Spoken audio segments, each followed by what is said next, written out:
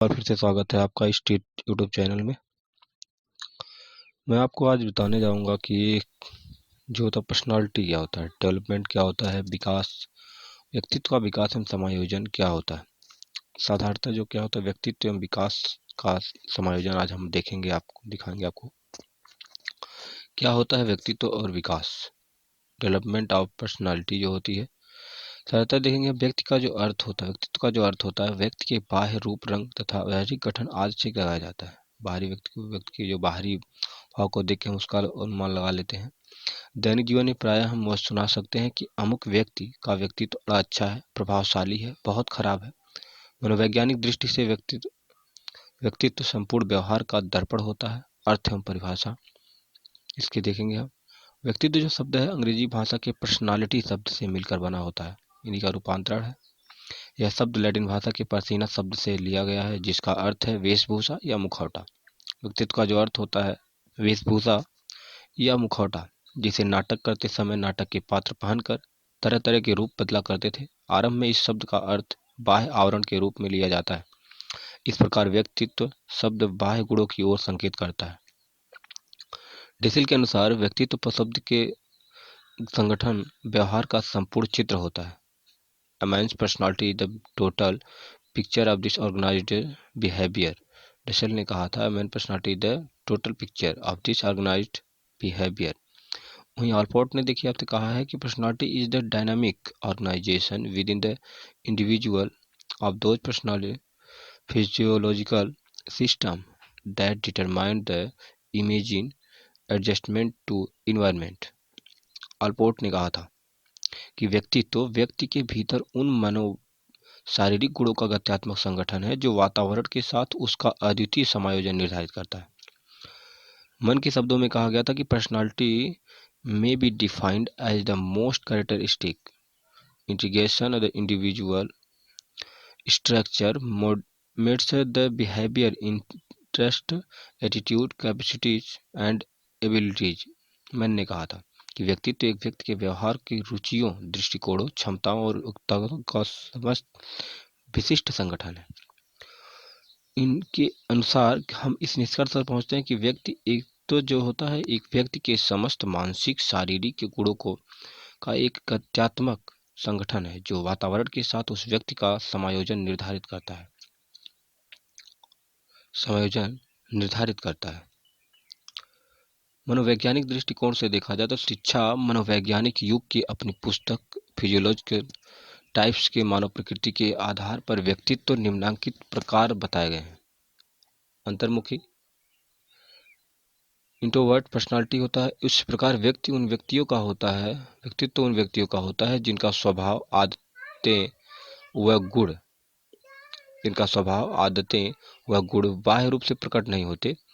ये आत्म केंद्रित होते हैं और सदा अपने से ही खोए रहते हैं। इसकी प्रमुख अन्य विशेषताएं निम्नलिखित हैं। जैसे इनकी जो आदतें होती हैं, पहला ये लोग कम बोलते हैं। दूसरा, प्रत्येक कार्य को सोच समझ कर करते हैं, सोच विचार कर करते हैं। ये अपने कर्तव्यों के प्रति सत्यनिष्ठ होते हैं। ये अच्छे लेखक होते हैं जिन्हें किंतु अच्छे वक्ता नहीं होते। अंतर्मुखी व्यक्तित्व वाले होते हैं वो क्या अच्छे लेखक होते हैं परंतु अच्छे वक्ता नहीं होते। अध्ययनशील, नवन, मननशील होते हैं तथा आगे चलकर वैज्ञानिक, दार्शनिक, अन्वेषक आदि बनते हैं। बहिर्मुखी व्यक्तित्व होता है। इस प्रकार का व्यक्तित्व के लोगों को बीच रुचि बाह्य जगत में होती है। इनकी प्रमुख विशेषताएं निम्नलिखित हैं। ये सामाजिक जीवन में अधिक रुचि लेते हैं, आशावादी होते हैं और दूसरों को प्रभावित करके अपना काम निकाल लेते हैं। ये व्यवहारिक जीवन में कुशल होते हैं। इस प्रकार के व्यक्ति अधिकतर सामाजिक, राजनीतिक व व्यापारिक नेता, अभिनेता या खिलाड़ी आज बनते हैं। उभयमुखी व्यक्तित्व इस प्रकार के व्यक्ति में बहिर्मुखी व अंतर्मुखी दोनों प्रकार के गुण पाए जाते हैं। उभयमुखी व्यक्ति अंतर्मुखी रूपों को विचार में ला सकता है और बहिर्मुखी गुणों को कार्य रूप में स्थान दे सकता है। उदाहरण, एक व्यक्ति अच्छा लेखक व वक्ता दोनों हो सकता है। समाजशास्त्री दृष्टिकोण शिक्षा मनोवैज्ञानिक स्पेंगर ए अपनी पुस्तक टाइप्स ऑफ मैन में व्यक्ति के प्रकार के संदर्भ में समाजशास्त्री दृष्टिकोण दिए जा सकते हैं। सैद्धांतिक व्यक्तिगत इस प्रकार का व्यक्ति सिद्धांतों पर अधिक बल देता है, सत्य का पुजारी होता है। समाज सुधारक व दार्शनिक इस चीज में आते हैं। आर्थिक व्यक्तित्व होता है। इनका आर्थिक व्यक्तित्व इस प्रकार के व्यक्ति के जो होते हैं उनका जीवन सब बातों का आर्थिक दृष्टि मूल्यांकन करता है। व्यापारी इसी श्रेणी में आते हैं, आर्थिक व्यक्तित्व की श्रेणी में आते हैं व्यापारी। सामाजिक व्यक्तित्व इस प्रकार का व्यक्ति प्रेम का पुजारी होता है तथा दया सहानुभूति में विश्वास रखता है। राजनीतिक व्यक्ति इस प्रकार का व्यक्ति सत्ता प्रभुत्व और नियंत्रण में विश्वास रखने वाला होता है। नेता इस श्रेणी में आते हैं, राजनीतिक व्यक्तित्व में नेता आते हैं। धार्मिक व्यक्तित्व क्या होता है? इस प्रकार का व्यक्तित्व ईश्वर से डरने वाला और आध्यात्मिकता में आस्था रखने वाला होता है। साधु संत योगी व धर्मात्मा व्यक्ति इसी श्रेणी में आते हैं। कलात्मक व्यक्तित्व इस प्रकार का व्यक्ति प्रत्येक वस्तु को कला की दृष्टि से देखता है। यह कला और सौंदर्य का पुजारी होता है। कलाकार तथा चित्रकार इसी श्रेणी में आते हैं। व्यक्तित्व की विशेषताएं। व्यक्तित्व व्यक्ति के समग्र गुणों का गत्यात्मक संगठन है। व्यक्तित्व के व्यवहार में व्यक्तिगत के विभिन्न गुणों के दर्शन होते हैं। व्यक्तित्व में सम्मिलित गुण या व्यवहार देश काल और परिस्थिति के अनुसार बदलते रहते हैं। किसी विशेष समय या परिस्थिति में देखकर व्यक्ति के संपूर्ण व्यक्तित्व को समझना कठिन होता है। किसी विशेष समय या परिस्थितियों में देखकर उस व्यक्ति के व्यक्तित्व को संपूर्ण नहीं समझ सकते हैं। सामान्य रूप से एक संगठित व्यक्तित्व की प्रमुख सब विशेषताएं निम्नलिखित हैं। पहला तो आत्मचिता सेल्फ कॉन्सियसनेस जो होते हैं उनकी व्यक्तित्व की प्रधानता विशेषता है कि आत्मचेतना व्यक्तित्व की जो प्रधान विशेषता क्या आत्मचेतना है उनकी, सेल्फ कॉन्सियसनेस है। इसी विशेषता के कारण मानव को सब जीवधारियों में सर्वोच्च स्थान प्राप्त किया जाता है। शारीरिक और मानसिक स्वास्थ्य क्या होता है इनका? मनुष्य शारीरिक प्राणी है, अतः उत्तम मानसिक और शारीरिक स्वास्थ्य को होना व्यक्तित्व के लिए आवश्यक है।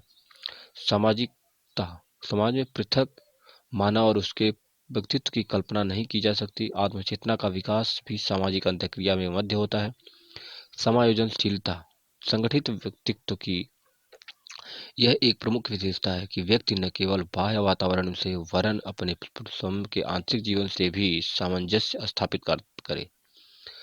दृढ़ इच्छा शक्ति संगठित व्यक्तित्व के लिए आवश्यक है कि व्यक्ति में किसी कार्य को करने के लिए दृढ़ इच्छा शक्ति हो।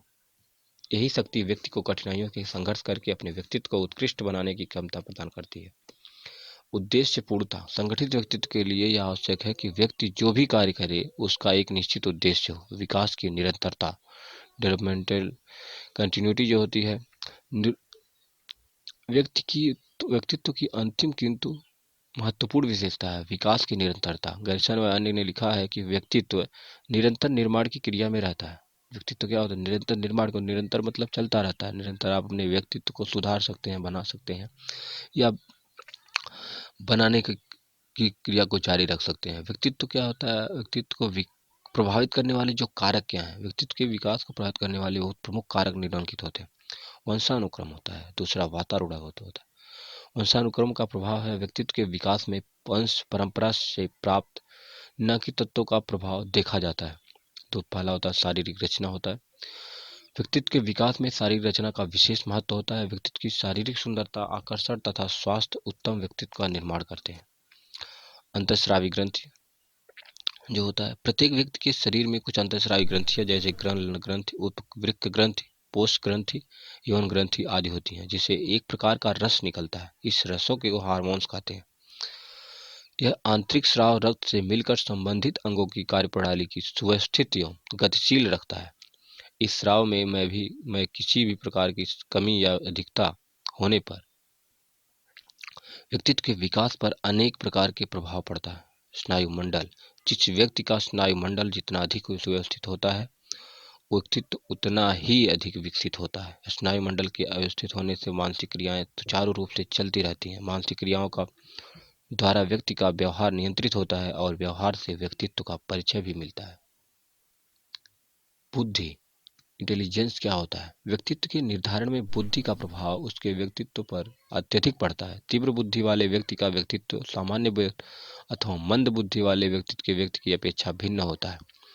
वातावरण का प्रभाव व्यक्ति के व्यक्तित्व पर प्रभाव डालने वाले कारक निम्नलिखित हैं। भौतिक वातावरण किसी भी स्थान की प्रकृति एवं जलवायु का प्रभाव वहाँ रहने वाले व्यक्ति के किसी व्यक्तियों के व्यक्तित्व पर बड़ा प्रभाव डालता है। ठंडी जलवायु देशों के लोग प्रायः सुंदर, बुद्धिमान और पश्चिमी होते हैं तथा गर्म जलवायु वाले देशों के व्यक्ति काले, अस्वस्थ, आलसी एवं अपेक्षाकृत कम बुद्धिमान होते हैं। सामाजिक वातावरण: जन्म से मृत्यु तक व्यक्ति किसी समाज में रहता है, उस समाज के व्यक्तियों और स्थितियों का प्रभाव उस पर व्यक्ति पर पड़ता है। अच्छे सामाजिक वातावरण से व्यवस्थित व्यक्ति व गंदे सामाजिक वातावरण से विकृत व्यक्ति का निर्माण होता है। मतलब आप जिस समाज में, जिस टाइप के आप समाज में रहते चले आए हैं, उसी समाज का वो जो असर होता है वो आप पे पड़ जाता है। अगर आप अच्छे समाज में हैं तो अच्छाइयाँ आपको जरूर दिखेंगी, और अगर गंदे समाज में है तो कुछ ना कुछ असर आपके अंदर जरूर दिखाई देगा। सांस्कृतिक वातावरण, कल्चरल इन्वायरमेंट होता है सामान्यतः व्यक्ति के खान पान, रहन सहन, आचार विचार, रीति रिवाज, कार्यशैली, चिंतन आदि के समुच्चय की संस्कृति की संज्ञा दी गई है। व्यक्तित्व का जैसा सांस्कृतिक वातावरण होगा, उसका व्यक्तित्व ही उसी के अनुकूल होगा। मनोवैज्ञानिक के मतानुसार व्यक्तियों को उन गुणों का, लक्षणों का समूह कहा जाता है जिनके कारण व्यक्तित्व विभिन्न व्यक्तियों में भिन्नता दिखाई देती है। आधुनिक शिक्षा में व्यक्तिगत विभिन्नता को विशेष महत्व दिया जाता है। विद्यार्थियों को शैक्षणिक, व्यावसायिक और व्यक्तिगत निर्देशन देने के लिए व्यक्तित्व की विशेषताओं का जानना आवश्यक है। व्यक्तित्व के मापन के लिए अनेक विद्यार्थी और परीक्षणों को प्रयोग किया जाता है। इनमें से कुछ प्रमुख विधियां निम्नलिखित हैं। व्यक्तित्व परीक्षण 3 टाइप्स के होते हैं। आत्मनिष्ठ विधि होती है, वस्तुनिष्ठ विधि होती है और प्रक्षेप विधि होती है। आत्मनिष्ठ में जीवन इतिहास विधि होती है। आत्मनिष्ठ विधियां, इस विधि में व्यक्तित्व जांच एवं परीक्षक द्वारा की जाती है। व्यक्तित्व परीक्षण की प्रमुख आत्मनिष्ठ विधियां निम्नलिखित हैं। जीवन इतिहास विधि पहला है। इस विधि में व्यक्ति से संबंधित उसके शारीरिक स्वास्थ्य, शारीरिक विशेषताएं, सामाजिक संबंध में उसके परिवार के इतिहास का अध्ययन करके सूचनाएं एकत्रित की जाती हैं। इस विधि का प्रयोग प्रायः मनोवैज्ञानिक रोग के उपचार हेतु किया जाता है। प्रश्नावली विधि दूसरा होता है आपका। इस विधि में कागज पर छपे हुए कथनों तथा प्रश्नों की सूची होती है, जिनके ऊपर हाँ या नहीं अथवा लिख कर देने पड़ते हैं। इन प्रश्नों के उत्तरों की सहायता से व्यक्तित्व मापन किया जाता है। सबसे अधिक सरकारी नौकरियों के चुनाव में करते हैं। साक्षात्कार विधि, इस विधि में परीक्षार्थी को कुछ प्रश्नों द्वारा आवश्यक सूचनाएं प्राप्त करता है, जो व्यक्तित्व के संबंधी विशेषताओं को समझने में सहायक होती है। आत्मकथा लेखन, इस विधि में परीक्षार्थी को व्यक्ति से संबंधित शीर्षक देता है, उसी से संबंधित अपना व्यक्तिगत इतिहास लिखना। तथा वस्तुनिष्ठ विधि है, इस विधि में व्यक्ति के बाह्य आचरण को अध्ययन किया जाता है। पहला नियंत्रित निरीक्षण विधि, इस विधि में मनोवैज्ञानिक प्रयोगशाला के नियंत्रित परिस्थितियों में किया जाता है। इसे परीक्षक व्यक्ति की विभिन्न क्रियाओं को, आचरण एवं व्यवहार का अध्ययन करके व्यक्तित्व का मापन करता है। मापन रेखा विधि, इस विधि में व्यक्तित्व संबंधी गुणों का मापन या मूल्यांकन व्यक्ति से या उसके संपर्क में रहने वाले व्यक्तियों के करवाया जाता है। समाजाति विधि, इस विधि द्वारा व्यक्तित्व का मापन केवल व्यक्ति के सामाजिक गुणों के आधार पर किया जाता है। शारीरिक परीक्षण विधि, इस विधि में विभिन्न यंत्रों की सहायता से व्यक्ति विशेष के शारीरिक लक्षणों का अध्ययन करके व्यक्तित्व का मापन किया जाता है। प्रक्षेपी विधि, प्रोस्पेक्टिव मेथड जो होता है प्रक्षेपी विधि, इस विधि में परीक्षार्थी के सामने ऐसे उत्तेजक परिस्थितियां प्रस्तुत की जाती हैं जिससे वह अपने आप का चेतन मन में एकल हुई बातों की प्रकट करती है। प्रासंगिक अंतर्बोध, इस परीक्षण का निर्माण प्रसिद्ध मनोवैज्ञानिक मॉर्गन मैमूरे ने 1935 में किया। इस कथानक बोध परीक्षण भी कहते हैं। इस परीक्षण में 30 चित्रों को प्रयोग किया जाता है। चित्र में पुरुषों व स्त्रियों के होते हैं। इनमें 10 चित्र पुरुषों के लिए, 10 महिलाओं के लिए, 10 चित्र दोनों के लिए। इस चित्रों को देने के बाद छक परीक्षार्थी को कहानी लिखने का निर्देश देते हैं। इनमें से परीक्षार्थी अपनी स्वाभाविक इच्छाओं, संवेगों, विचारों व भावनाओं को व्यक्त करता है और उसके आधार पर अपने व्यक्तित्व का मापन किया जाता है। बाल संप्रत्यक्ष परीक्षण, इस परीक्षण का निर्माण डॉक्टर अर्नेस्ट क्रीस ने किया था। सर्वप्रथम प्रयोग लियोपोल्ड बेलॉक ने 1948 में किया। इन परीक्षणों में चित्रों की संख्या 10 होती है। शोधित सभी चित्र जानवरों से संबंधित होते हैं जो पुरुषों जैसे व्यवहार करते हुए दिखाई देते हैं। व्यक्तित्व से रिलेटेड जितने वीडियो हैं, कुछ वीडियो होंगे जो आपके जो माहौल, जो आपका मतलब बिहेवियर है उसको बदल सकते हैं। इससे आपको पता चलता है कि क्या आपको लाइफ में क्या चीज़ें किस चीज़ से आप मतलब एक अपने आप की पर्सनालिटी को डेवलप कर सकते हैं। कुछ ऐसी चीज़ें भी जाननी ज़रूरी होती है जो आपको आगे ले जाने में मदद करते हैं। धन्यवाद।